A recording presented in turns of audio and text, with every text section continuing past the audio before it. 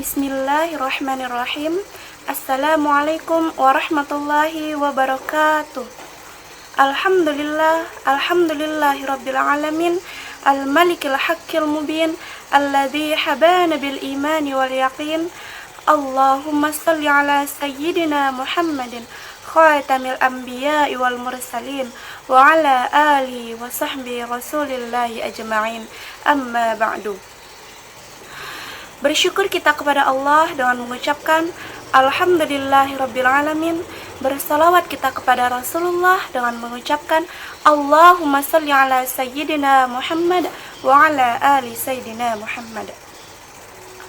Baiklah, yang terhormat yaitu Ibu dosen Ibu Silviana Hidayati MPD serta teman-teman yang semoga senantiasa dalam keadaan sehat walafiat dan senantiasa dirahmati dan diberkahi oleh Allah Subhanahu wa taala.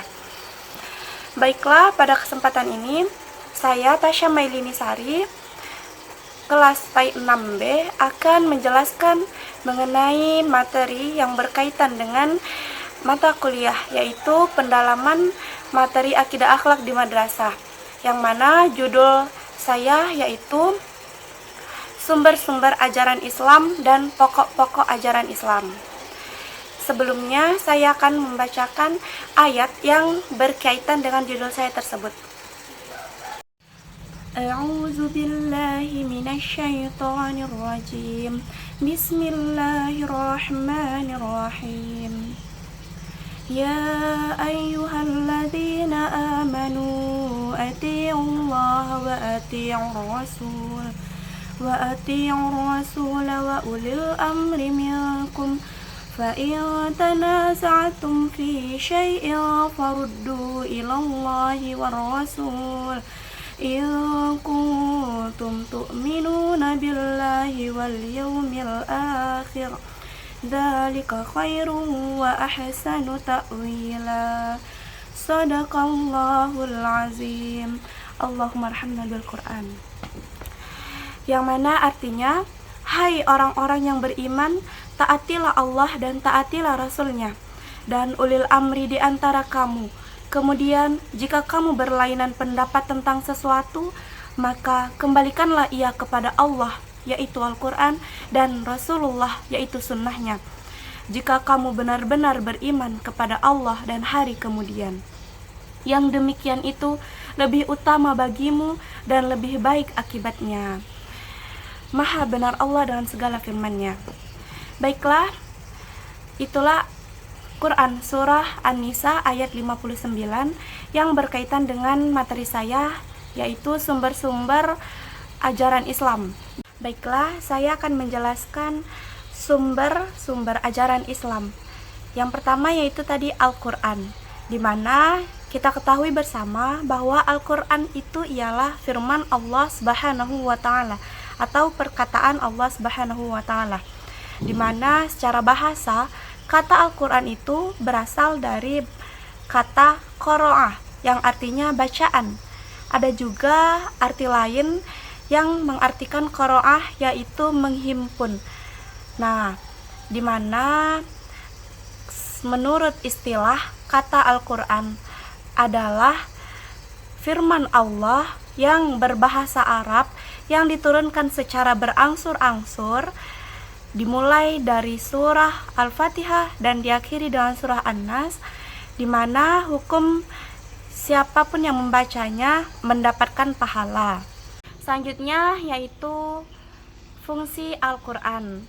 Ada banyak sekali fungsi Al-Quran. Di antaranya yang pertama sebagai mukjizat Nabi Muhammad SAW. Dan yang kedua yaitu sebagai Al-Quran itu berfungsi sebagai penutup ataupun penyempurna kitab-kitab sebelumnya, yaitu ada kitab Zabur, Injil, Taurat. Nah, Al-Quran ini sebagai pelengkap dari kitab-kitab tersebut. Selanjutnya fungsi Al-Quran yaitu sebagai huda lil muttaqin, yang artinya yaitu petunjuk bagi umat manusia. Selanjutnya fungsi Al-Quran yang lain itu adalah sebagai asyifa atau pengobat penyakit.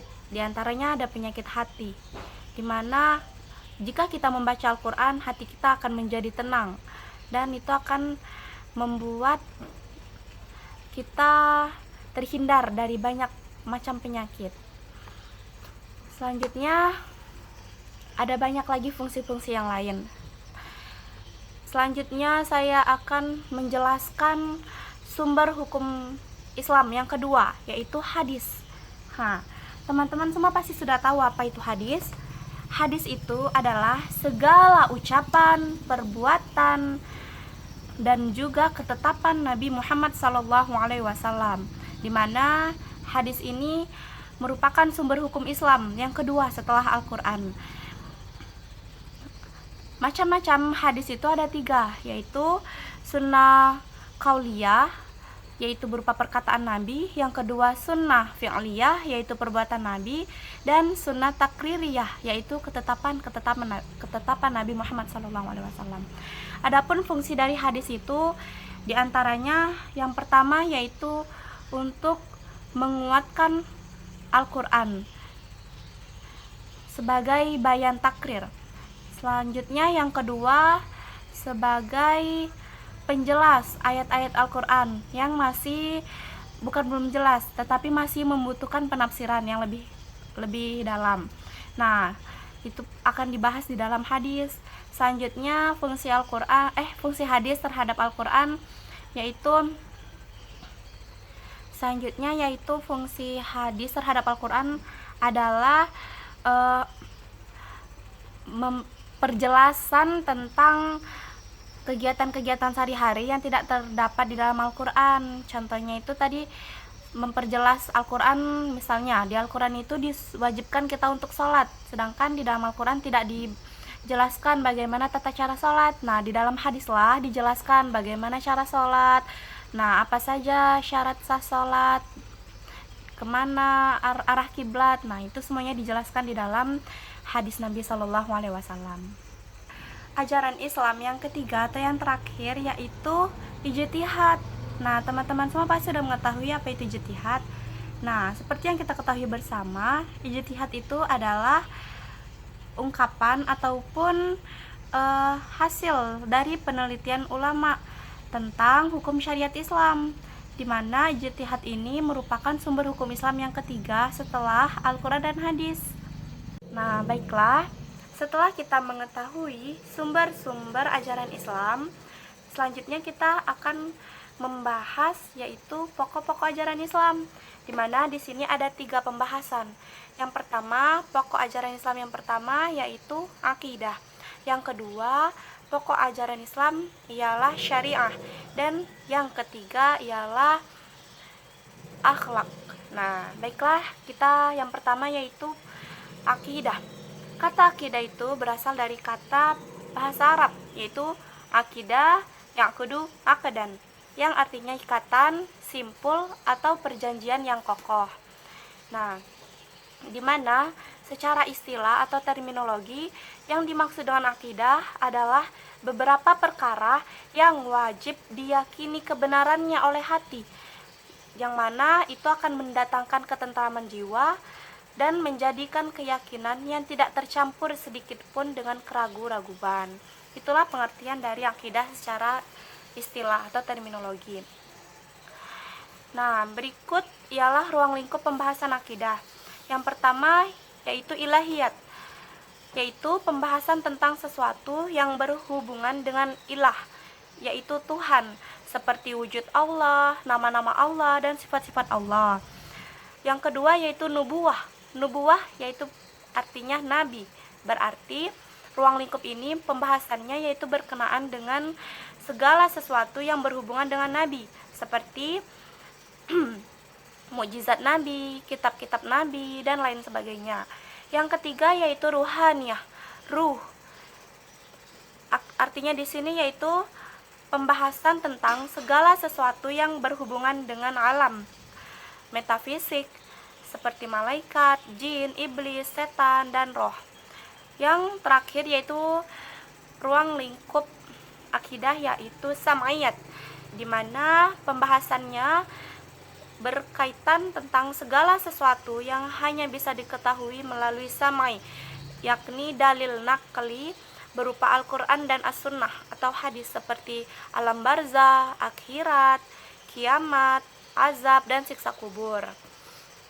Nah, itulah pokok ajaran Islam akidah. Yang kedua yaitu syariah, di mana syariah itu berasal dari bahasa Arab, yaitu syariah yashru'u syar'atan, yang artinya yaitu menerangkan perjalanan dan adat kebiasaan.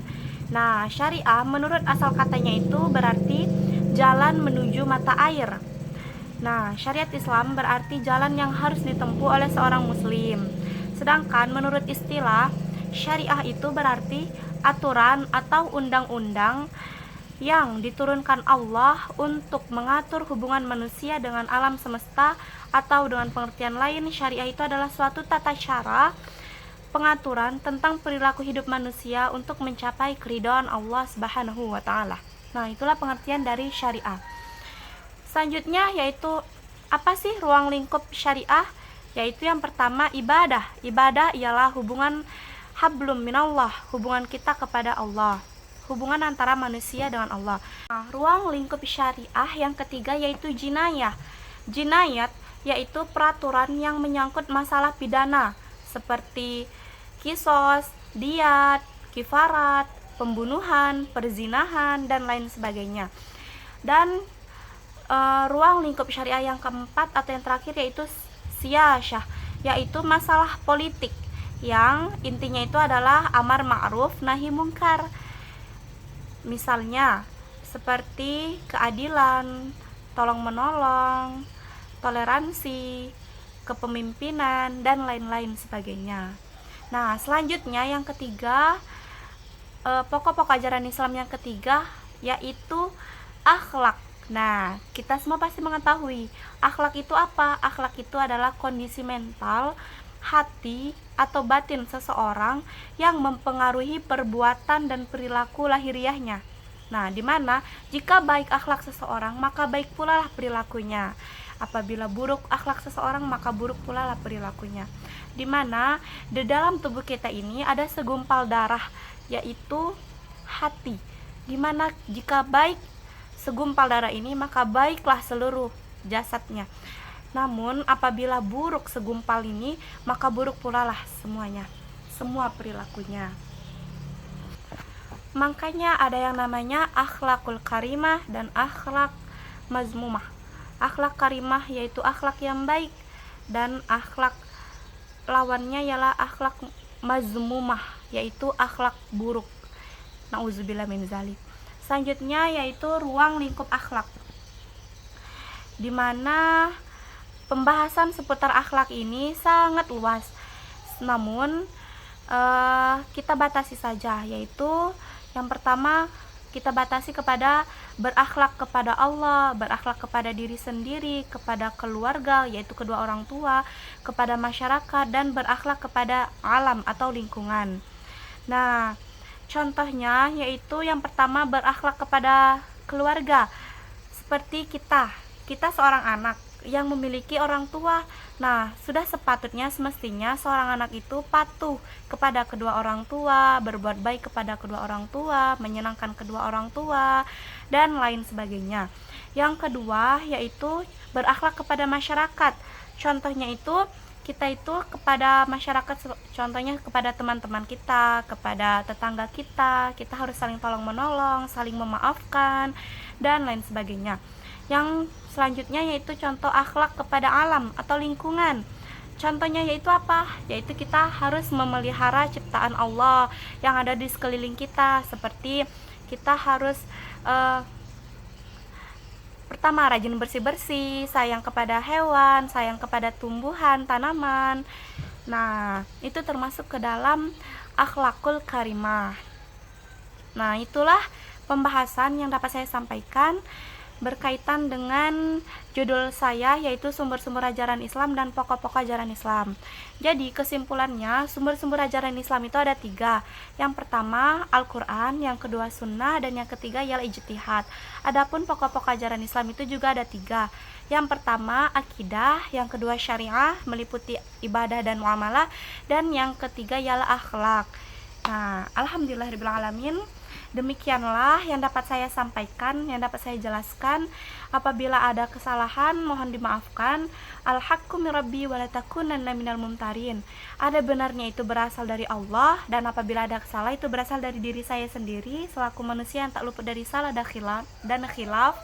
Saya akhiri, wallahu muwaffiq ila aqwamit thoriq. Wassalamualaikum warahmatullahi wabarakatuh.